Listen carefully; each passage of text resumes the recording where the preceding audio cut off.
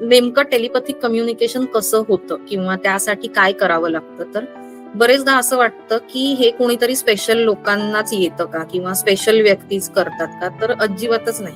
सगळ्यात महत्वाचं काय असतं तर आपल्या मनाची बैठक. म्हणजे आपण ना भूतकाळातला मध्ये आपलं भरकटू देणं, ना भविष्याच्या चिंतेमध्ये आपण आपला विचार धावू देणं. हे स्किल किंवा हे टेक्निक, ही विद्या सगळ्यांकडे ऑलरेडी आहे, सगळ्यांकडे असते.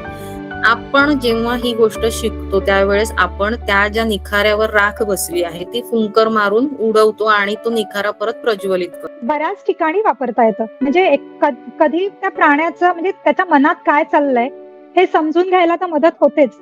आणि कधी काही बिहेवियरल इश्यूज असतात त्यांचे. हे फक्त त्यांच्या मनातलं जाणून घेणं आहे आणि ते ना पूरक ठरतं बऱ्याचदा. तर ज्या वेळेस आपण टेलिपॅथिक कम्युनिकेशन करतो तर त्यावेळेस ह्या सगळ्या ज्ञानेंद्रियांचा वापर करून आपण कम्युनिकेशन आपल्याकडून डेटा ट्रान्समिटही करतो आणि कम्युनिकेशन रिसीव्हही करत असतो. मेडिकल केसमध्ये कसा वापर होतो तर अक्षरशः म्हणजे आपल्याला त्यांच्याकडनं पॉइंटर्स मिळत असतात